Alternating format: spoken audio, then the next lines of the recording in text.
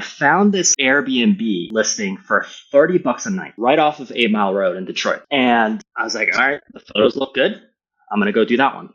And so I show up at this Airbnb, and it's like one of those where the owner also lives there and you just get a room. And I walk in, and it's like immediately I'm just hit with some sort of rank like dog pee smell. She reeked like whiskey. She bursts into my room and gets into bed with me. Like there were 2 twin beds in the room, and she gets in my twin bed. And I'm like, what are you? And I'm half asleep, and I'm like, what are you doing? And she's like, oh, sorry, I thought this was my bed. I was like, get the F off me. And I never spoke to her again. And I'm not like a big reviews guy. I never leave reviews on things really. But the only time in my life I left a review on an Airbnb experience was that one. And there was no other reviews because clearly nobody had stayed there at $30 a night. And I just left a review. And I said, dog pee and poo everywhere. Welcome to the Early Podcast, where we interview the best and the brightest who've built the world's most innovative companies. Hosted by me, Max Crowley. Tune in weekly for new episodes, and please like, subscribe, and share. And now for today's episode. Let's go. Chan Park, welcome to the podcast. Thanks for joining. Max Crowley, thanks for having me. Pumped. All right, so let's start at the beginning with you. You're born in Korea, and you're there until you're 11. What was it like growing up there? Yeah, I mean, I live in Arizona in the U.S. right now, and it couldn't be more different. I predominantly lived in Seoul, this mega city of 20 plus million people in the metro area. Everyone lives in a high rise. It's just this mega city. And there's like a couple things that come to mind. One is like living in a city like that, relatively safe. Like from a very early age, I was pretty independent. Nothing special about me, just all the kids. I think probably at the age of like 5 or 6, I was taking buses by myself to get places, and just a very different world. And then I don't know why this memory came to mind, but I used to love baseball. There's this guy named Chan Ho Park, very similar name to me. He was the first Korean major leaguer. Watched his games every night at 2 a.m. And also loved like shooting BB guns in my childhood.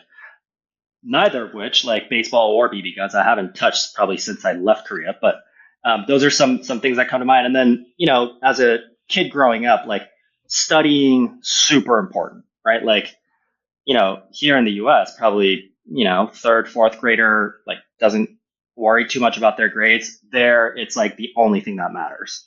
And, kids are going to after school programs just to get their grades up. And I was never a great student kind of in that construct. But, there was this story like kind of gives you a little bit of a sense for what it was like. One time in the 4th grade, like there's these like semester kickoff exams that you do. It's just like to see stack rank how every kid is doing. And I was a pretty average student, but somehow I was like at the top of the class for that one exam. And I never had any interest from the ladies whatsoever. And somehow, like after the results come out, all these girls are like writing me letters, and they're all interested in me. I get voted class president for some reason. Just like this anonymous guy, like got on the map just because he got first place in this exam. And then by like the finals that term, I was back to my average self again, and fell right off the map. And nobody cared who I was. So that's maybe that kind of gives you a flavor for what it was like growing up. But those are the things that come to mind when I think about my time there. Well, clearly an emphasis on education and success and who's going to be the best mate, even from an early age. Exactly. So your family immigrates to the U.S. when you're 11. What was that process like? And when did you even get sort of an inkling that you might move to the U.S.? Because I got to imagine it's a pretty, bold step or something bold in your childhood. Yeah, I was super lucky to have very determined and unique parents that wanted me to have exposure. I mean, they themselves also wanted to be international and move abroad. But my parents cared deeply about getting me to be a fluent English speaker. My mom was an English literature major in Korea, and the only jobs I remember her having were like translating English language books into Korean. So she always just had this like obsession over the English language, and they were constantly looking for ways for us to move there. I moved to the US or Australia or maybe in the UK. And so it was something that my parents always talked about. If we get an opportunity, we're going to do it. But very serendipitously in 1997, late 97, we meet this guy who is the Dean of International Students of Minnesota State University in Mankato. Very small town, very small university, state university. But this Korean dude was the Dean of International Students, and we kind of get to meet him through a friend, something like that. And so in October of 97, we meet, and my mom is like, man, I would love to get into school there, bring my son, spend a couple of years in the US. They're like, oh, well, we have a big recruiting push right now. Like, have you ever taken this TOEFL test, which is like the test that you take as a foreign student to get into these grad programs, I guess? My mom just so happened to have taken that test like that summer, just in case, not knowing any opportunity was going to show up. And she said, yeah, I got this kind of score. And she's like, oh, great. Like, put in your application tomorrow. We'll accept you by November. And so literally October is when we first find out about this opportunity. And by January, so 3 months later, we're getting on the plane, and my mom and I are just going with the idea that we'll stay there for 2 years while she finishes her degree, while my dad stays back and, you know, he had a business and a job. So that's kind of how we began our journey to the US. The American dream. Oh, yeah. So how would things have been different for you if you had stayed in Korea? Because obviously, fast forward, you end up back in Korea, which we'll get to for the Uber experience, but ultimately you stay in the United States. How do you think things would have been different if you guys had stayed in Korea? Everything would have been different. I think my guess is my personality would also be different. It's just like such a different society, different culture. I certainly wouldn't have thrived, I think, in that education system versus the US system. I think the US emphasizes a lot more kind of project-based, team-based activities. You know, your grades aren't the end-all be-all, whereas back there, that's what it was, and it was a lot of like memorization-based. I have a feeling that I wouldn't have done as well as I did in the US. That's just a personal thing, I think, but it would have been quite different. I would have served in the military for 2 years. That would have been a pretty big part of my life. Certainly, I eventually became an American citizen, so I never did that, but I think everything would have been different. Wild. All right, so you end up in the US. You guys are in Minnesota to start. So yeah, and you land in January. So good luck. I'm sure it was crazy freezing and snowing and everything else. You end up in New Jersey. That's kind of, I think, where most of your high school happens. And then you end up at Dartmouth, which great school. So what's kind of the path to there? And then what was that sort of Dartmouth experience like for you? People around me don't believe this when I say it. I was also not a good student in high school. Generally a troublemaker. Grades weren't great. I think I was like 70th out of 80 kids or something like that. But I had good test scores. I knew how to take tests. And I guess I wrote a pretty good essay. I really don't know how I got in. But there was this joke at my high school that there was another Korean guy who wanted to get into Dartmouth. I think we both applied early decision. And he had better grades than me, better scores than me, actually. He was like captain of the tennis team. I was not. Somehow he did not get in and I did. And the joke was that they accepted the wrong Korean kid. But anyways, the Dartmouth was really just about like, I liked the culture there really more than anything. I liked the idea that you could like schedule your classes to be only on Tuesdays and Thursdays, and have Friday, Saturday, Sunday, Monday to go skiing. That was really the basis of it. It's like, oh, it's a good school. I get to go skiing. Sounds like a pretty fun place. So, the college life was pretty standard, like pretty rowdy, had a lot of fun, had a blast. And one thing I remember is I read this book, this random book that I can't even cite who the author was, but it was this book about a foreign exchange derivatives trader. That's like currency options, like very obscure kind of niche area of finance. But it was like his memoir. And I loved everything he had to say in his story. And it felt like a very fast paced, adrenaline filled. You had to be good enough at math to know a little calculus. You also had to have an interest in kind of global macroeconomics and financial systems. And I was like, that sounds like an amazing job. I want that. And so I catered everything I did from my junior and senior year to like land that very specific job. And I did at a major investment bank, and thought that I would do that for 20 years, 30 years, or my entire career. But that lasted about 2 years. And what happened at the end of those 2 years? You just weren't into it. You wanted to do something else. What was sort of going on at that time? I graduated kind of at the peak of the GFC, the financial crisis. And so I think, people a few years, my senior, were, the popular thing to do was to go to Wall Street. That's where you can make money. It's a lot of the epicenter of global capitalism, blah, blah, blah. But with the financial crisis, a lot of smart people were actually coming out to the Bay and joining startups. And, my life was, at work, I still to this day think that trading job on the trading floor was one of the most exciting kind of minute by minute adrenaline filled time I've ever spent. Having said that, I was like hearing about my friends out on the West Coast in the Bay, like disrupting finance, disrupting, whatever, transportation, all these different industries. They also wore t-shirts to work. I just had nothing super deep or like thoughtful other than that sounds fun. I have FOMO. I want to go there. I want that life too. I just was enamored by this idea of starting something from nothing and having this challenger mindset and a disruptor mindset.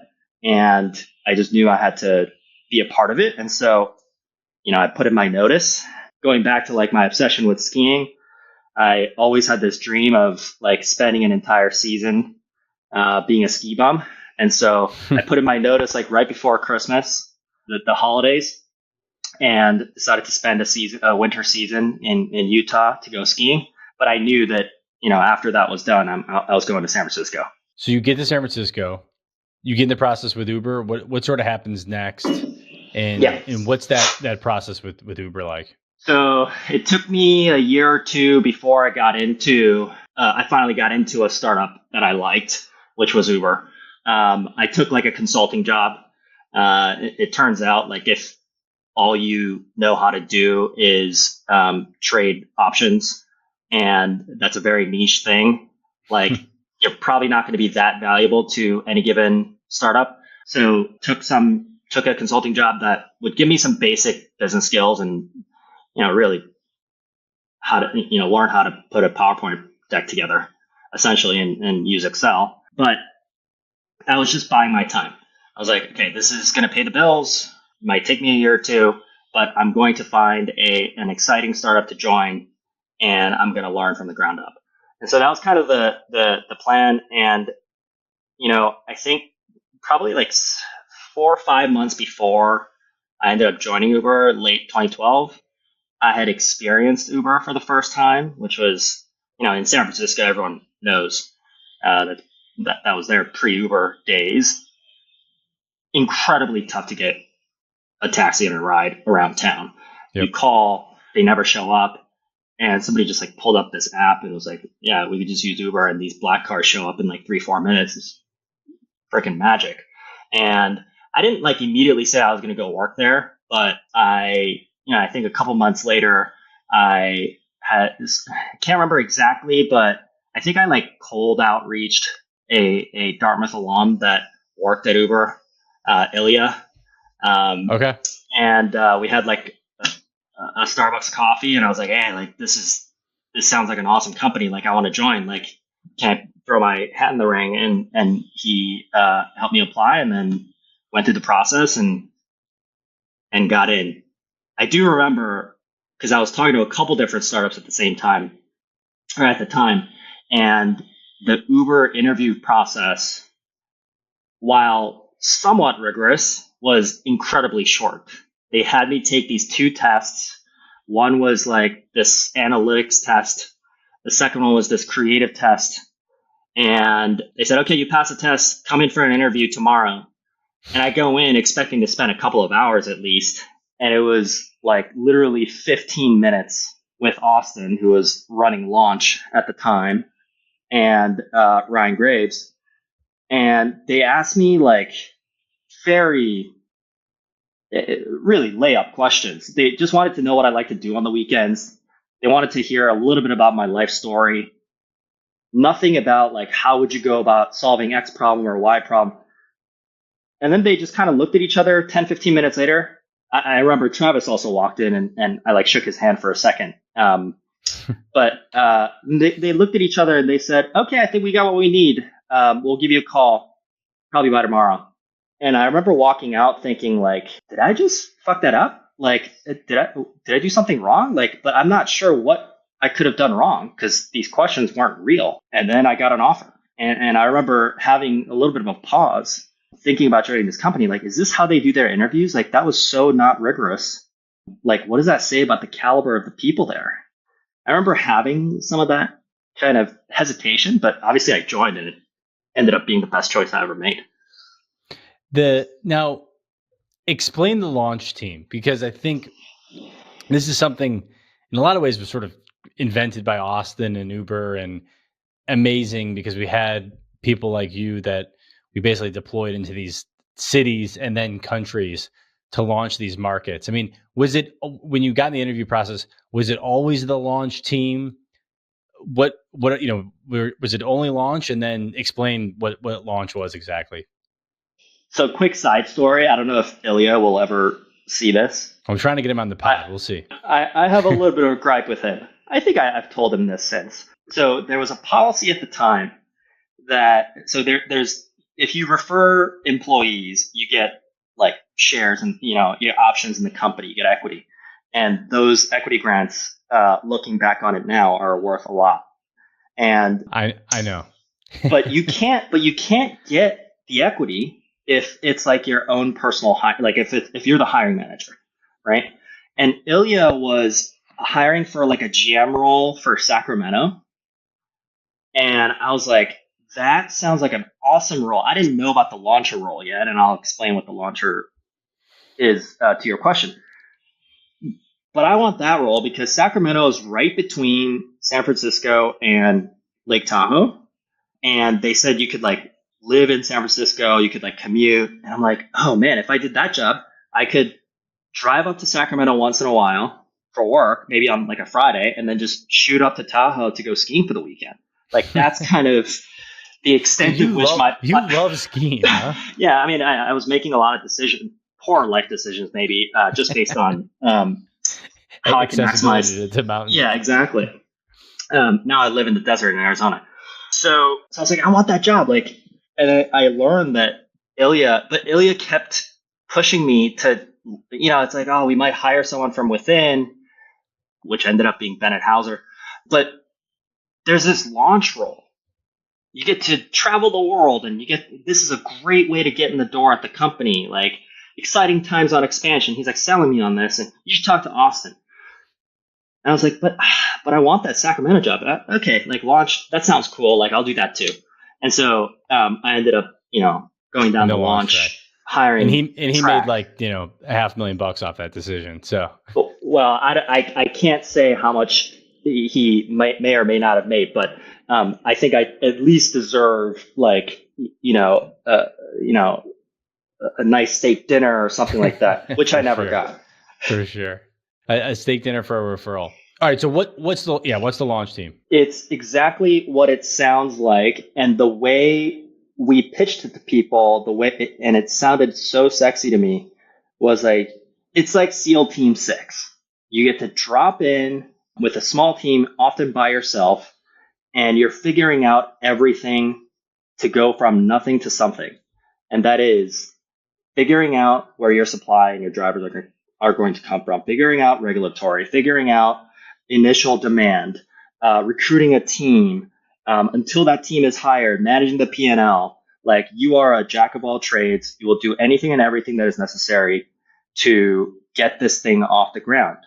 And you will live out of a hotel, probably won't have a home, true nomadic lifestyle, which fit a lot of how I lived my life up until that point, which was going everywhere and living in all these different places. I'm like weirdly into a lot of Navy SEAL TV shows, and it's nothing like SEAL Team 6, but at the time, as a 26-year-old, hell yeah. Yeah, and that also, I mean, ultimately, we'll kind of touch on it, but it was not everybody was going to make it through the launch process because, you know, you're being somewhat nonchalant about it, which I get, and you ended up thriving. But that wasn't easy for most people. That wasn't easy to do all those things. And so I assume part of what Austin and Ryan were checking for was like, do we think he's got a good shot at this? And then if he ends up not succeeding, it's fine. He'll just sort of self-select or whatever else. Right. Yeah, it definitely wasn't the right job for anyone. And I think you're right. Like, that's what they were testing for, is like, is this person going to put himself out there and just run through brick walls, do whatever it takes? And to my point about the short and sweet interview process, I think that's what it was, which was, we have to launch X many cities in the next year, in the next 2 years. It's incredibly ambitious. We have to move really fast. We don't have time to like figure out if this is the perfect fit or the perfect person or the perfect profile. If we'll put them on like a probation period where if they do a good job, then they keep their job and they keep going. And there's endless opportunities within the company because we're growing so fast. If they don't, then we will at least have gotten the city out of it, and and they'll leave. And so I think that's what it was. Like, I remember there were at least 4 launchers that joined around the same month, and I think like 2 of them left pretty quickly. And when I realized that, I felt like, oh shit, like game on. Like I have to prove myself. I remember showing up to the first day of work at the San Francisco office, and my first launch was going to be in Sacramento. Weirdly, it's that internally hired Sacramento GM and I were going to do it together. And I show up at the San Francisco office, and I'm like looking for Austin, my new boss. And I see her kind of like in the corner over there, and I walk up there and say, hey, like it's my first day of work, like excited. And she just kind of looks at me and she goes, why aren't you in Sacramento? And I'm like, well, I don't know. It's my first day.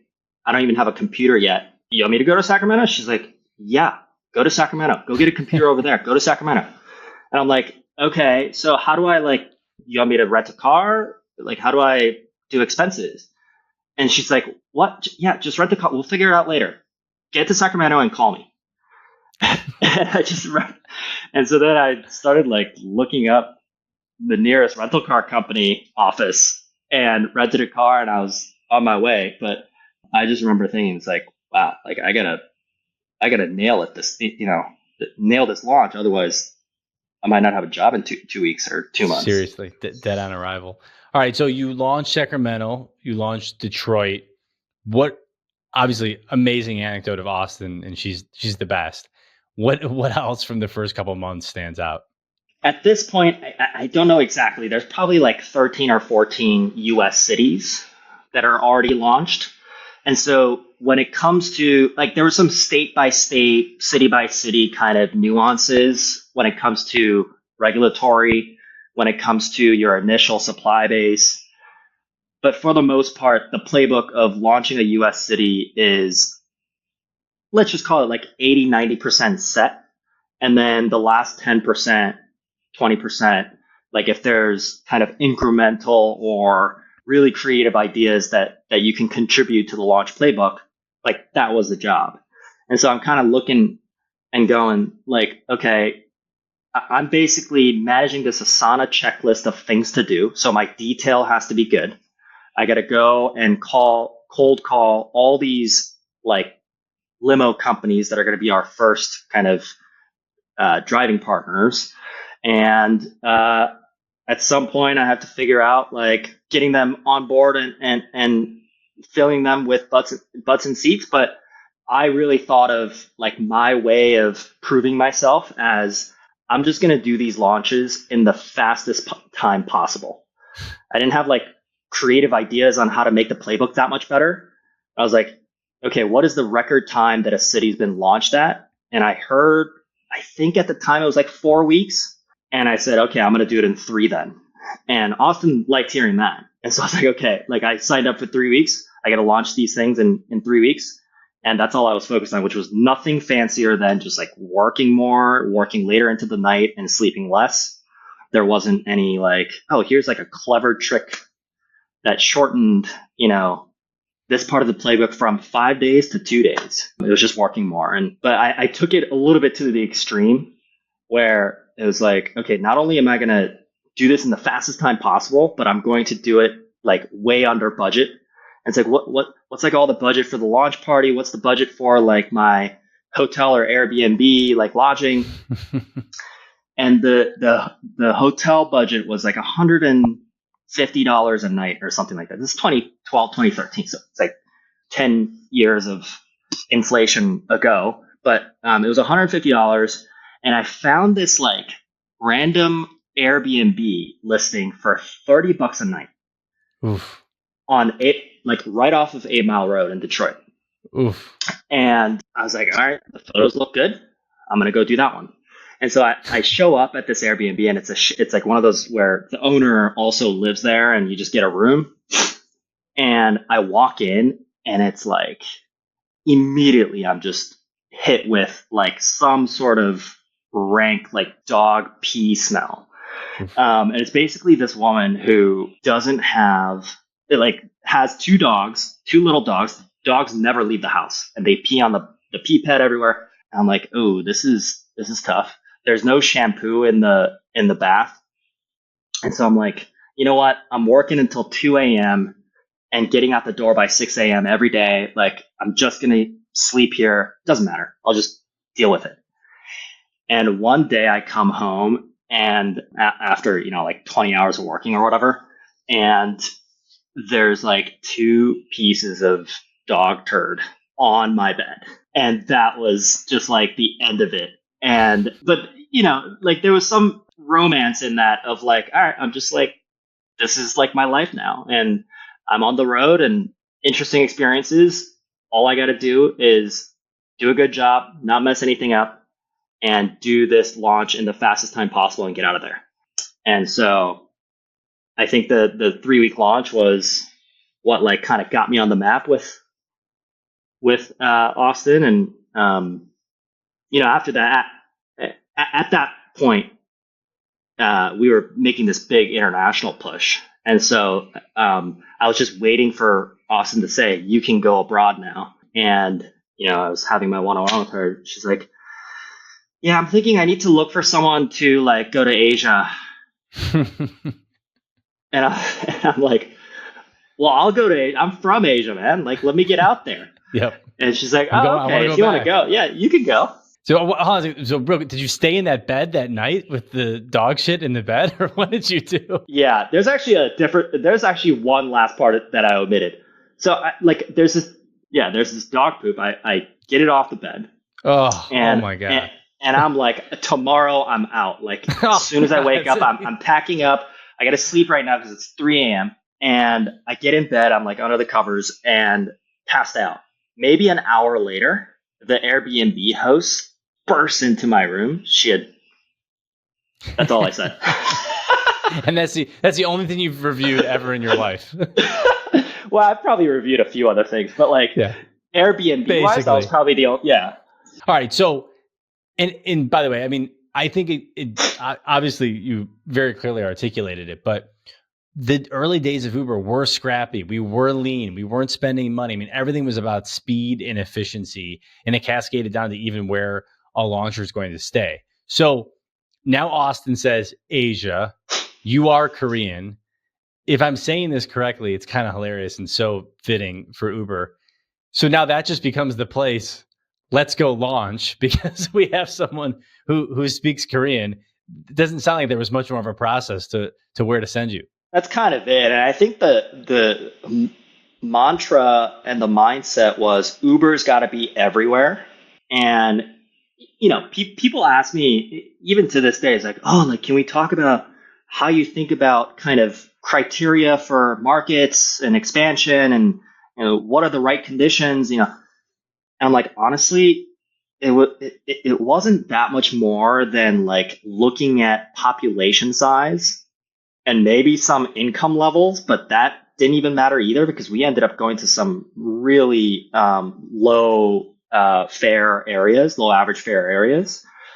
It was like, oh, there's 25 million people who live there. Like we want to be in the business of moving people from point A to point B. Like we got to be there. And so I think at the time in APAC, Australia had just been launched maybe 2-3 months prior. We had someone in Singapore, Sam Gelman, who's one of my dearest friends from Uber, was in Singapore, and that was going to serve as like the regional hub because it's English speaking. That's where all the companies set up their regional headquarters. And then the next one was Korea because I was Korean. And it's like, oh, you speak the language? Like, go. Game on. All right. So take me through. So you land in Seoul, you're in Korea. Take me through sort of just what's happening in Asia for Uber at that time and what are the first, that period of time like? We are only in like 1.5 cities in the entire region, and like Singapore hadn't even launched yet. So it's if you look at kind of Uber's presence, it's really just a couple people in a couple cities. Nothing's launched yet. And I don't know if this is true, but Korea was probably the first country that we tried to go to that didn't use, the Roman alphabet. And so localization and translation and kind of localizing the app, localizing the website, all this is just we used a tool called SmartLing at the time, but like it was very non-contextual, very literal translations. There were tens of, if not hundreds of thousands of strings that had to be properly translated. Otherwise, like the grammar wasn't going to make sense if you just relied on this tool. And so a lot of it was like me, maybe like a college kid that I had just hired off the street on a contract to help me do this. And by the way, like I speak fluent Korean, but like I'm not qualified to be like a copywriter. Like if in the US, like for Uber, if you were like, let's hire a copywriter to get our copy like 100% right, you're probably like testing that person's writing skills, their experience as a copywriter, like how punchy are they, what's their tone of voice. Our process for hiring someone in Korea was, do you speak the language? Yes? Great. You pass these other tests, you're hired. Now go translate 100,000 strings. And so everything had to be figured out from the ground up. And then, I think the supply landscape was very different country by country, right? So New York City, we always talk about in the US as like the biggest taxi market. And I think it has like 13,000 taxis or something like that. In each of these mega cities, there's 70, 80, 90,000 taxis. And so, and the subway system works really well in some of them. And the public transit is something that people use. And so supply and regulatory kind of had to be figured out one by one. And I think some of the like tech ecosystem, like countries like Korea, I always say it's like kind of like a mini China, where just like China, there's its own search engine, there's its own chat app, there's its own like financial, like fintech apps. And so the ecosystem is very unique to its own thing, except it's like a tenth of the market size or whatever. And so sometimes you're like, oh man, is this like worth doing? But pretty much you're figuring out everything from scratch. And then are you stonewalled pretty quickly in Korea? Because do you end up even getting cars on the road or what ends up happening there? Yeah, we did get cars on the road. So there were a few problems. One was, like many other places, there was no ride sharing regulations, right? Like actually 100% of the places had no ride sharing regulations. There were Yep. like limo regulations or livery regulations or taxi regulations, depending on what the interpretation was or which locale you're talking about. Like you kind of try to fit into one versus the other. This is pre Uber X days where we're just like, we are trying Licensed. to conform to the licensing regimes. And the difference was that like the penalties were so much more severe, and were on the more severe side of things. And so, it's something like not only the leader executive, but like, even if that executive is a foreigner, would be subject to like jail time, really high fines. And then probably the other thing was like the union presence and the power of the union was quite incredible. And so, we did this like big launch event and press got out everywhere. And within like a week or two, there was significant pushback. In retrospect, there were several other markets around not only the region, but around the world where something like that was the case. So Korea remains one of the toughest nuts to crack. I think like a decade later, these days, there's this partnership with the taxi side of things, and it's basically just taxis on Uber, essentially. So it's still not like a huge market.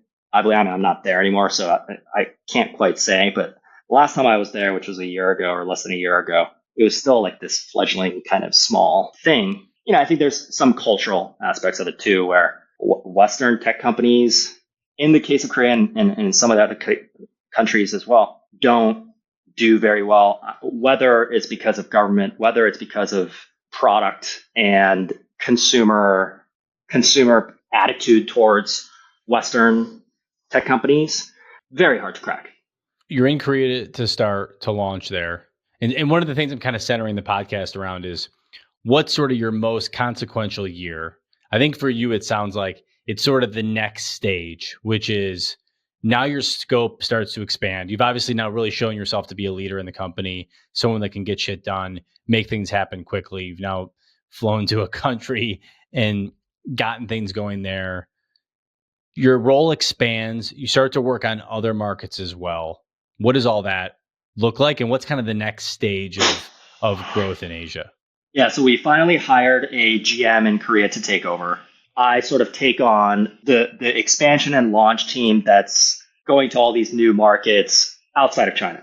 China was its own thing. And so my life that year, I didn't have a home or even Airbnb. I was going from hotel to hotel, city to city, country to country every 3 days, just living out of my suitcase.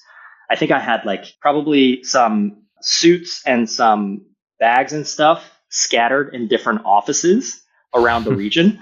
And then I would like fly to that city and that office and like switch out some of my clothes if I was going to a cold place versus a hot place or something like that. That year is when I really started to see how this concept of pushing a button and getting a ride was all the same.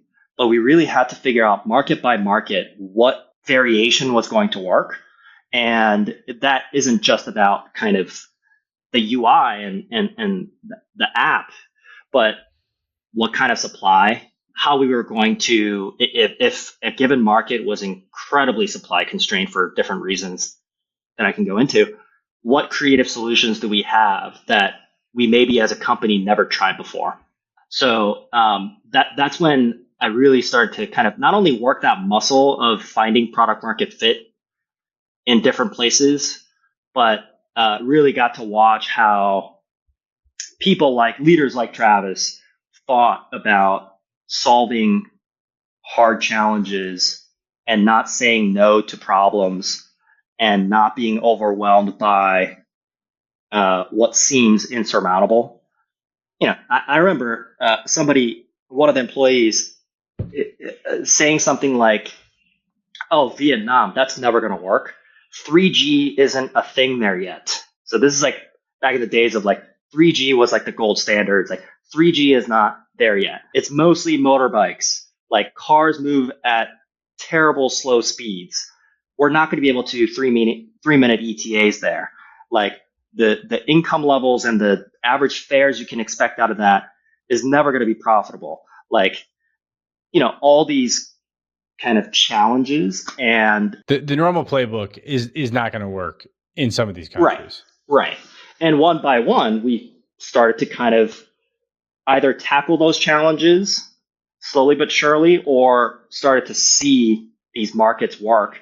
And that's probably 2014, 15 in that neck of the woods. But if you kind of pull back a little bit and say, oh, wow, by like 2016, 17, we were a couple billion of gross bookings in that region.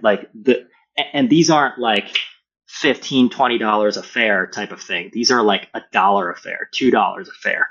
And so the sheer kind of number of trips and the scale that we reached pretty quickly, if it wasn't for that year of like just saying yes to problems instead of no to problems, that's why I think it was probably one of the more formative years of my career, at least.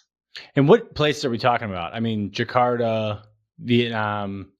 Where are the, on your city map, where are you going to at that time? It was mostly Southeast Asia. And so it's, Indonesia, which is, 250 million people, the fourth most populous country in the world. Singapore was this one tiny city state, but was an incredibly strategically important city for us in the region as a profit center.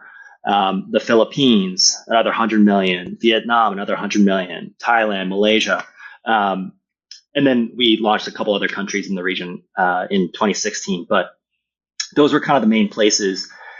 And speaking of pushback, like I'll never forget, like in Jakarta. So I land in Jakarta. We had a couple launchers there that I was working with on my team. And my first meeting I had scheduled with like some mover and shaker influencer type person that I've been introduced to through our network. And I saw on the map, like, oh, this is less than a mile away. So let's say I was meeting him at 1 p.m. I probably left at like 12:30 just to, be early. And I ended up being 45 minutes late because the traffic was that bad. To get there, to get 1 mile that way, I had to go a mile this way, take a U-turn and go this way.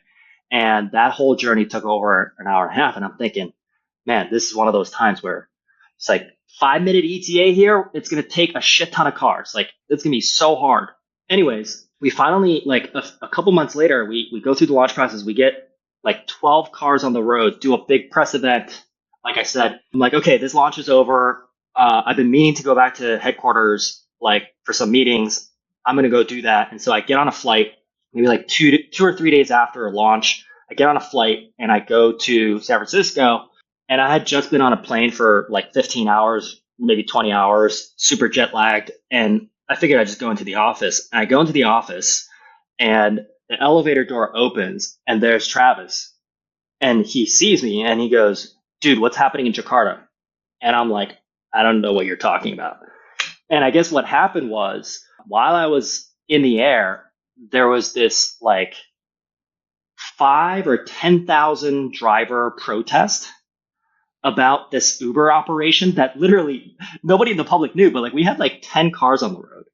Like we probably had like 100 signups, no real ride, no volume of any significance.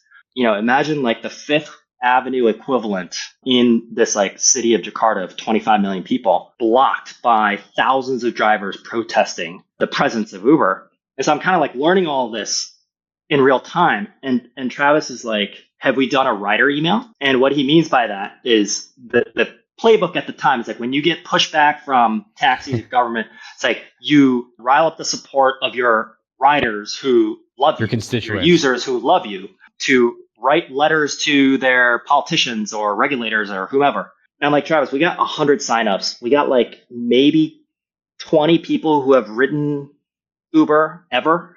Like if we send out an email to, and maybe it was like 500 signups. I might be getting the wrong number, but it was in that magnitude. It's like if we write an email to all these writers, the 500 of them, what's the open rate going to be like? What is the, like, who's actually going to take action? Like, it's just not going to work. Man, that was probably one of a few times that and Travis obviously thought I was soft and did got chewed out. Like that was the kind of thing where it's like from the inside it looks like we're just this tiny operation, but like the scale with which the public, or not really the public, but the opponents of this effort were mobilizing, it's hard not to look back at that time and think to yourself how ridiculous that was. What's the story in Singapore? Because you run into a big supply gap in Singapore. How do you handle that?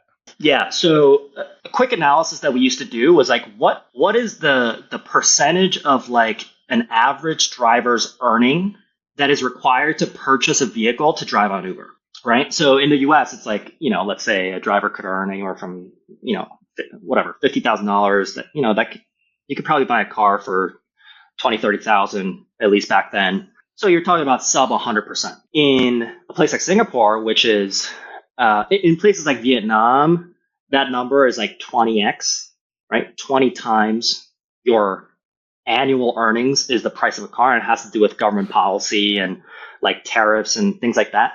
In Singapore, it wasn't quite as bad because it's a higher earning country, and it's a first world country with higher income levels. However, the government was so focused on curbing traffic and car ownership that they made the price of a vehicle or the cost of ownership of a car prohibitively expensive, and they wanted everyone just taking public transit. And so there was actually essentially a medallion to own a car. And so if you wanted to buy a Toyota Corolla, right, $20,000, $30,000 car, at least back then, it would end up costing you about $100,000. And so we're looking at that and going like, the average Joe who's wants to be an Uber driver can't afford this car, right? So we like thought about partnering with rental car companies, partnering with like different financiers. But long story short of it is that was difficult. And one day, someone on the Singapore team said, "What if we just started a rental car company?" Right? And up until that point, I'm like, well, like Uber is this marketplace that connects riders and drivers. We don't take ownership of assets. We don't run a fleet. I was like, this just goes against every philosophical kind of strategy that we had. And so here I am, kind of like this middle manager, right? Like I run the region, but like I'm also the middle manager between headquarters. And I'm like, Travis is never going to go for that, man. And he was just persistent and consistent with his demands of, we have to do this. We have to put this in front of TK. And I said, you know what? And like, I probably hedged, to be honest. I probably said, okay, like if he says yes, fine. But like, he probably won't. Ass. But we had this meeting, laid out the numbers. Vidit was his name. He did everything. He did the presentation. And Travis is like, this is fucking genius. Let's go do it. And I remember saying, hey, Travis, so like, we probably need, like, eventually we're going to need like tens of thousands of cars. We're talking about over $1 billion of capital just for this one city. And he's like, yeah, we'll figure it out. Go do it. Go do it. And that's what like sparked this whole work stream and this project of buying tens of thousands of cars. I think we had eventually 15,000 cars, all at like north of $100,000 a pop. So, it's like $1.5 billion of capital spent. But that was another like formative experience where, I mean, running a rental car company and the challenges that come with that aside, like the ability of a Silicon Valley like CEO sitting in San Francisco, hearing the story about halfway across the world and having the appreciation for the importance of the market and what it was going to take to unlock this market. Like, I think a lot of people would have just said, oh, you know what? It's too hard. We have plenty of other cities to go to. But every market we had to win. What ends up happening in Southeast Asia? Because we end up selling, Uber sells the business in 2017, 2018. Yeah. 27. Yeah. At some point we have like over 50% market share, if I'm correct. Yeah. So you build this thing up like crazy. What ends up happening? It wasn't a duopolistic competition. It was three-way, right? And all three were really well funded. And on a per region or per unit basis, the other two were probably even better funded than us because we had to go to all these different regions around the world, whereas these guys, Grab and Gojek, were the two. They were just focused on these two, this one region. And they had a different kind of vision and strategy, though, at least at the time, which was they wanted to become this super app where you not only get your rides, but your food, but your banking needs. And it was like this fintech wallet or this digital wallet. They were essentially fintech companies using the use case of ride share and eats and food delivery as an acquisition channel for the fintech business. And so like the fundamentals of what they were going after were drastically different from what we were going after. We had an Uber Eats business that was just starting to launch and we had vision for that, but we were essentially a ride sharing company. The competition, the competitive dynamics are such that it's like, oh, we got the Singapore market on lockdown because we got this rental car company. These drivers are exclusive to us. For these competitors to do the same thing, they have to acquire these drivers at much higher cost of acquisition. We were actually kind of toying with profitability at different times in Singapore. And so that was allowing us to invest more aggressively into a place like Indonesia, as an example, which had 40, 50 different cities just in that one country and was obviously very expensive. Long story short of it is like we had a really good 2016 and had something like 55% market share. And the strategy was we were going to spend X hundreds of millions and invest into these markets to hold market share. And if the competition has to spend 50% more than that just to hold market share, that's going to exhaust their resources and we'll live to fight another day in 2018, et cetera. Travis leaves unexpectedly, obviously in 2017. And so our budgets are fixed. The competition, we thought they were going to spend like 600 or 700 million. They ended up spending north of $1 billion. And so our market share goes from 55% to like 33%, 30%. And so I think at that point, it was clear that like a merger had to happen. But like in retrospect, like spending another $500 million into that market, like when you look at the global portfolio as a shareholder, probably like didn't need to happen. And we got, value out of that. And through the merger, I think about a third of Grab in the region, and we got to kind of have a presence and skin in the game there. So, but certainly a pretty complex competitive dynamic where you're like not even really after the same thing. All right, we only have a couple minutes left, so I'm gonna like kind of rapid fire close this out. Taking all of that into account, what are like your 1-2 core learnings coming out of the Uber experience? And specifically when you think about just that crazy competitive dynamic that you were in Asia and then selling those businesses, I'm sure that was a weird feeling, a good feeling, but a weird feeling. I mean, so how do you just sort of cap off the time at Uber? I'd say a couple things. One is everyone talks about how important culture is, but like how culture can be a superpower of a company.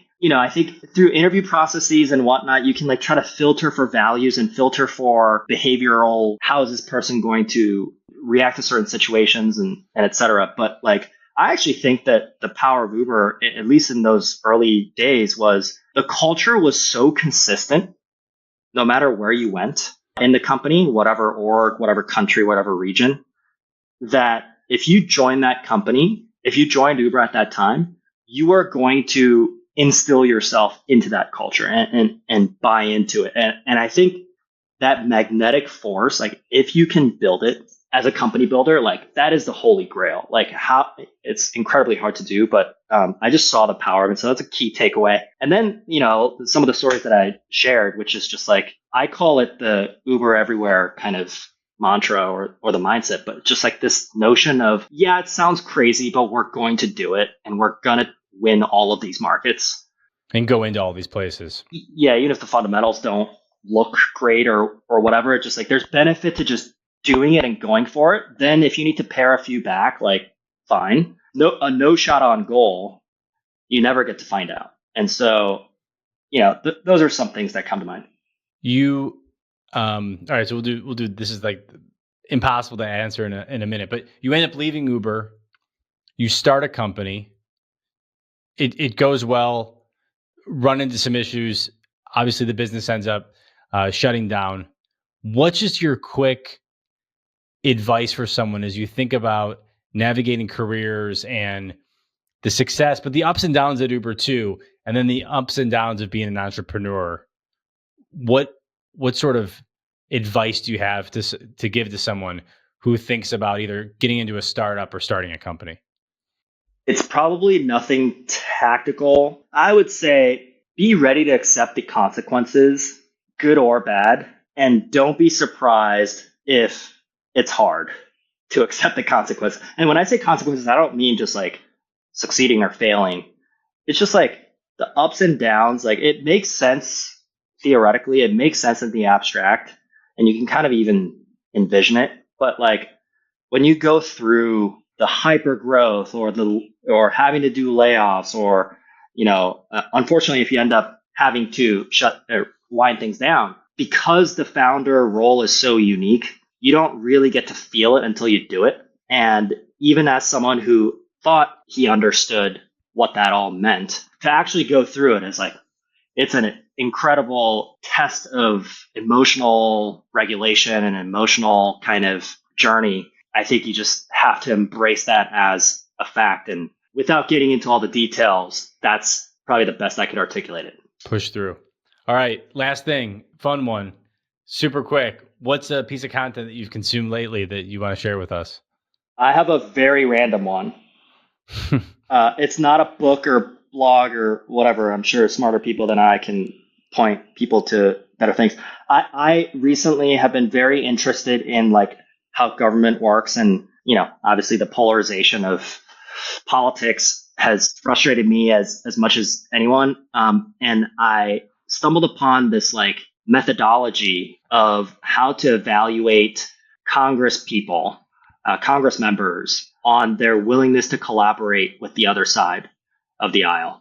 And there's this Georgetown publishes this index called the Lugar Index, named after Richard Lugar, which is a longtime senator, a former senator. And it measures like any given Congress member's senator and in the House, their bipartisan index. Learning about that has really opened my eyes to like the narrative and the rhetoric out there, what these politicians actually do in practice in their day to day. And so it's probably a weird and super niche one, but I'd Google Lugar Index and check it out for yourself. I love it. Chan, you are the man. Thank you so much for doing this, and we'll catch you soon. Thank you. Cool, man. Talk to you.